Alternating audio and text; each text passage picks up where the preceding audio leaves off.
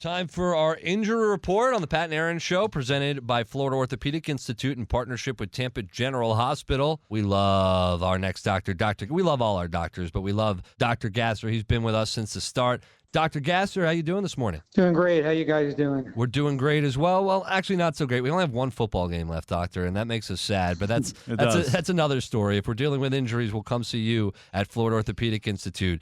Kenneth Gainwell, let's start with him from the Eagles, dealing with a concussion that he got against the Commanders in the championship game. Now, when we see these concussions, he's going to have 2 weeks instead of the 1 week to prepare. How are we seeing these concussions differ? Well, they differ in severity, and it's important as to the history of the patient and how many prior concussions they've had. So the NFL has obviously implemented multiple rule changes to decrease the rate of concussion and the severity. And most of them have been successful actually in doing that. But despite that, we still see these concussions. They have a particular rehab protocol that requires 6 phases, and you have to spend at least 24 hours in each phase and pass that phase before you can return. So having 2 weeks is definitely in his favor for return, just based on his history, concussion that he suffered, but it's not guaranteed. Doctor, how often is a concussion misdiagnosed, and how much has that changed versus 30, 40 years ago, guys would shake it off and get right back in the game?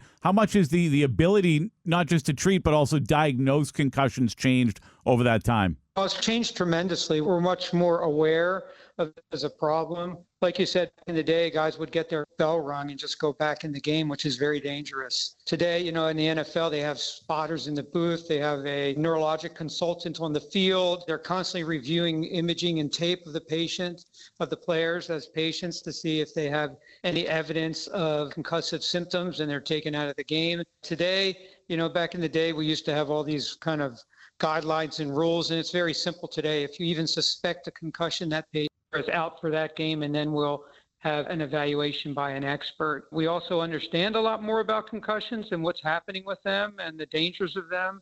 And so we're much better at trying to treat them as well. The biggest danger, to my knowledge, that we see that we're concerned about long term is what we've learned a lot about over the last 20 years, which is CTE.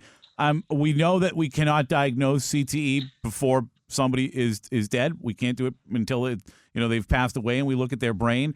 Is there any developments in that where they're trying to find out, or there's going to be a way potentially soon to be able to diagnose CTE or the development of it prior to death? Well, they're working on it. There hasn't been anything great. I mean, obviously, it's been diagnosed now in a postmortem pathology exam of the brain, but we're much more in tune to not just concussions, but these subconcussive hits that can lead to chronic brain trauma, and may ultimately end up with chronic traumatic encephalopathy, which is CTE, which is really a progressive neurologic deterioration in the brain. And it almost presents similar to Alzheimer's disease with plaques in the brain on histology. So I think we're certainly better in tune to the risks and the problems, and counseling the patients/players as to at what point, if you have more than 3 concussions, your risk of developing long-term issues goes up significantly. Dr. Gasser joining us right now. Let's talk baseball as we're getting closer and closer to pitchers and catchers reporting. Shane McClanahan, Rays ace, coming back from Tommy John surgery. How careful do they need to be with Shane McClanahan this season? Tommy John, people think, don't worry about tearing your UCL. You can always get Tommy John. But this is not his first Tommy John surgery, by the way. He had surgery just recently due to his injury in August of 23, missed all of the 2024 season. But he actually had an initial Tommy John surgery on that arm in 2016 and missed a whole season at USF. So if you have 2 Tommy John surgeries, the likelihood of getting back is reasonably good. But if he winds up having a third, the results aren't so good. So they're going to be pretty careful with him. They'll do pitch counts. They'll be monitoring his symptoms, and they'll limit his number of pitches thrown and try to decrease the stress on that susceptible ligament on the inside part of his elbow that he's damaged now twice. What is it about that third injury that makes it so difficult to come back from? Is it, I guess you have to stretch the ligament to put it back together, and you can only do that so many times? Well, actually what they're doing is replacing the ligament with a graft, almost like an ACL reconstruction for the elbow. And to do that, you have to sometimes drill small holes in the bone, reattach the ligament. The more surgeries you have, the more scarring, the more changes in normal anatomy you get. And ultimately, the stress of throwing is tremendous on that ligament. It's chronic repetitive stress. And at some point, you're going to have more changes and degenerative things going on with the arm. That's going to preclude you from getting back to that level needed for a major league pitcher to be successful. Back to football here, getting ready for the big game. Eagles, Brandon Graham, he's been on the injured reserve since he tore his triceps on November 24th. He hinted to reporters after the conference championship game that the Super Bowl is not out of the question for him.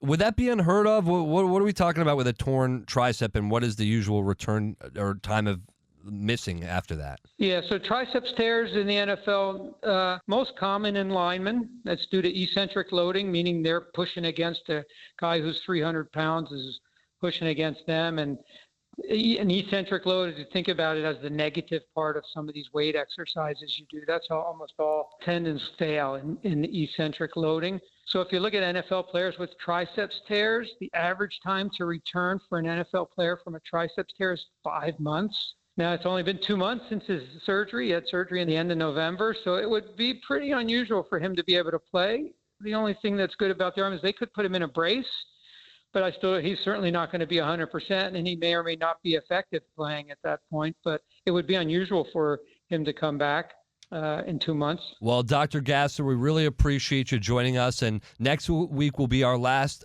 injury report. So no, yeah, I know, oh, I know, no, went back what? really quick. So I'm assuming we'll have a new doctor on. So we really appreciate all your contributions once again this season, Doctor. You're welcome. I enjoyed doing it. Thank you, guys. Thanks, Doc. We love having you on. And the Pat and Aaron Show Injury Report, presented by Tampa General Hospital in partnership with Florida Orthopaedic Institute, providing you access to one of the top orthopedic programs in the nation. Schedule an appointment today at floridaortho.com.